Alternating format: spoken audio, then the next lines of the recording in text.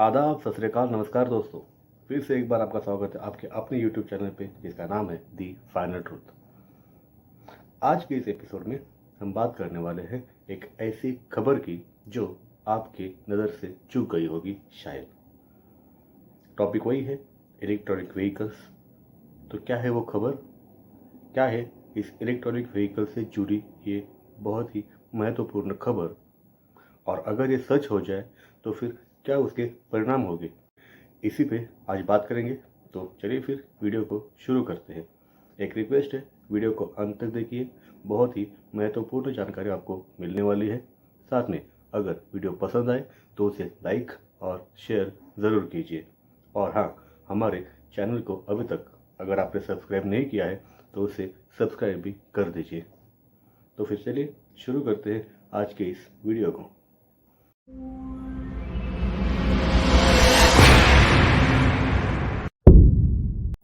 अभी 2 दिन पहले अगर आपने ध्यान दिया होगा तो इन सब गर्मा गर्म माहौल में फिर वो लिस्ट शुरू होती है उत्तराखंड के धर्म संसद से लेके रायपुर के धर्म संसद तक। उसमें दिए गए वो बयान, उसके ऊपर उस कालीचरण की अरेस्ट, वो ख़त्म होता है कि नहीं, फिर प्रधानमंत्री का वो पंजाब वाला किस्सा।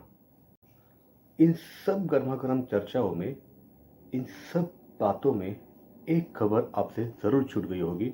खबर है इलेक्ट्रॉनिक व्हीकल से जुड़ी एक बहुत ही महत्वपूर्ण खबर कि आज जो आप चार्जिंग पॉइंट्स यूज़ करते हैं अपने घर पे और उसके जो यूनिट्स हैं उसके बारे में। वो खबर ये कहती है कि हो सकता है कि इलेक्ट्रॉनिक व्हीकल्स के चार्जिंग यूनिट्स की कीमत बढ़ जाए और वो 10 रुपये प्रति यूनिट हो जाए। सुन के शौक लगा? बिल्कुल ऐसा ही शौक मुझे भी लगा था, लेकिन मैं शौक से ज़्यादा कॉन्फिडेंट था मेरे अपने पुराने बयान के ऊपर, जब मैंने अपने पुरानी वीडियोस में दिए हैं कि ये इंडिया है भाई, यहाँ पे सब कुछ मुमकिन है। इलेक्ट्रॉनिक व्हीकल्स को जितना ज़ोर से वो प्रमोट कर रहे हैं तो उसके लिए इलेक्ट्रिसिटी की भी ज़रूरत है, ये मैंने पिछली वीडियो में क्लियर किया था। और यहाँ पे गाँव में अभी तक 12-12 घंटे जो देश इलेक्ट्रिसिटी कट करता है सेविंग करने के लिए, वो इलेक्ट्रॉनिक व्हीकल्स के ऊपर ऐसे थोड़ी इलेक्ट्रिसिटी बर्बाद करेगा या फिर लुटाएगा आपको उसी कम रेट में।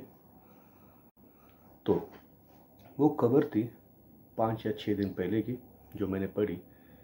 हो सकती है कि ये खबर आपको टटोलने के लिए डाली गई हो, क्योंकि सरकारें बहुत होशियार होती है। एक पैटर्न होता है किसी भी सरकारी के काम करने का, आपको भी ये मालूम होगा, ज़रूर मालूम होगा। वो पैटर्न क्या होता है, ऐसे कोई भी निर्णय आने से पहले वो डायरेक्ट लेके आते नहीं है, वो न्यूज़पेपर्स के द्वारा पहले लोगों तक पहुंचाते हैं और देखते हैं, वेट करते हैं कि लोगों के रिएक्शन क्या आ रहे हैं। अगर आपको कभी इन राजनेताओं से, उनके इन झमेलों से, उनके इन धार्मिक मुद्दों से, इन बाबा महाराजाओं से, हिंदू मुस्लिम, इससे कभी छुटकारा मिले तब तो आप ध्यान देंगे इसके ऊपर। ऐसी खबरें आपके लिए या इंडिया में किसी के भी लिए भी महत्वपूर्ण कभी नहीं होती। वो पढ़ते हैं, पेपर एक बाजू में फेंक देते हैं, सिर्फ यही कहते हुए अरे यार क्या अब ये भी महंगा हो जाएगा, ये कह के हम चुप हो जाते हैं, इसके अलावा कुछ नहीं करते। लेकिन ये हमारी खामोशी सरकारों को वो कानून बनाने के लिए प्रोत्साहित करते हैं जो उनको नहीं बनाने चाहिए। अब मान लीजिए इलेक्ट्रॉनिक व्हीकल्स के ऊपर जो मैं बोल रहा हूँ वो अगर सच में 10 रुपये प्रति यूनिट हो जाए तो फिर क्या होगा? आपने सोचा है? इलेक्ट्रिक व्हीकल्स की डिमांड बढ़ती जा रही है। अगर आपने एक कोई स्कूटर लिया जिसको चार्ज करने में 5-6 या 6 यूनिट लगते हो डेली, 10 रुपये के हिसाब से उसके भी 50-60 रुपये के आसपास ही पहुँच जाएगा। फिर चार्जिंग का हिसाब, अगर आप उसको दिन में एक बार चार्ज करोगे तो 60 रुपये आ जाएगा, 2 बार चार्ज करोगे तो 120 रुपये जाएगा। पेट्रोल भी उसी रेट पे, इलेक्ट्रिसिटी भी उसी रेट पे। इसका मतलब आप गाड़ियाँ छोड़ ही दो। अब मैं आपको ये भी नहीं बोल सकता कि आप घोड़े ले लो, क्योंकि पता नहीं कल घोड़ों के ऊपर भी टैक्स लगा दे या फिर उनकी जो खाने की चीज़ें होती है उसके ऊपर भी। तो कहने का मतलब यही है कि इन ऐसे खबरों के ऊपर थोड़ा ध्यान दीजिए। और इन सब चक्करों के बीच एक और शायद खबर आपसे छूट गई होगी, वो इलेक्ट्रिक व्हीकल्स के बारे में नहीं है। तो आज हम उसके बारे में ज़्यादा बात नहीं करेंगे, वो हम किसी और वीडियो में करेंगे, या फिर मैं खाली बता के रखता हूँ कि वो क्या खबर है।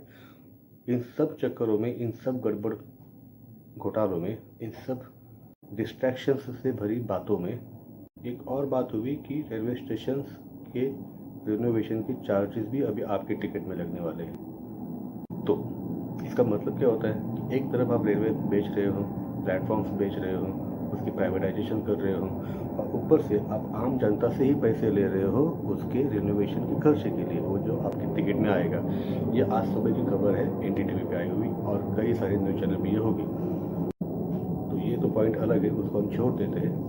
मैं आपको सिर्फ यही बताना चाहता था, आपका ध्यान भटका के, आपका ध्यान पॉलिटिक्स पे लगा के, आपका ध्यान धर्म जाति पे लगा के, आपका ध्यान गैर ज़रूरती बातों में लगा के, ज़रूरत के मुद्दे वो आपके नाक के नीचे हमेशा करते रहे हैं। इलेक्ट्रिक व्हीकल्स आने वाले समय की ज़रूरत है।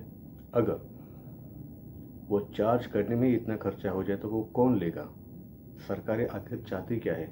इलेक्ट्रॉनिक व्हीकल्स के ऊपर मैं ये लगातार वीडियो बनाता जा रहा हूँ, उसकी वजह है कि इलेक्ट्रॉनिक व्हीकल्स इंडिया में जितना सीरियसली लेना चाहिए उतना नहीं लिया जा रहा है। वो सिर्फ नाटक हो रहा है कि हम पोल्यूशन कम करना चाहते हैं, हम इलेक्ट्रॉनिक व्हीकल्स को प्रमोट कर रहे हैं, हम सब्सिडी दे रहे हैं। इस सब एक दिखावा है। असल में इलेक्ट्रिक व्हीकल्स के लिए कोई कुछ नहीं कर रहा है, ना कोई पोल्यूशन बचाने के लिए कर रहा है। लेकिन इन नाटक में जान तो आम आदमी की ही जाती है। फिर वो इलेक्ट्रॉनिक स्कूटर की प्राइजेस हो, या फिर ओला जैसी बड़ी कंपनियों ने जो अभी पिछले महीने रिसेंटली किया वो हो, अब ये खबर। आप इस सब पैटर्न को अगर जोड़ के देखेंगे तो आपको ये समझ में तो ज़रूर आ जाएगा कि सरकार इलेक्ट्रॉनिक व्हीकल्स के बारे में सीरियस नहीं है। अगर होती तो इन बातों के ऊपर भी ध्यान देती, लेकिन इस सरकार से तो अपेक्षा करना बिल्कुल वाजिब नहीं है, क्योंकि यहाँ पे आपके खाने के लाले हो, और जो सरकार हिंदू मुस्लिम करती हो, तो ऐसी सरकार से इलेक्ट्रॉनिक व्हीकल्स के ऊपर कोई नीति की बात करे, ये तो हम अपेक्षा ही नहीं कर सकते। तो यही था हमारा आज का वीडियो जो आप तक पहुंचाना था। तो ऐसी खबरों पे ध्यान रखिए, पढ़ते रहिए कि क्या होने वाला है, और उस हिसाब से आगे जाइए। अब मुझे दीजिए इजाज़त, मिलेंगे अगले एपिसोड में। धन्यवाद।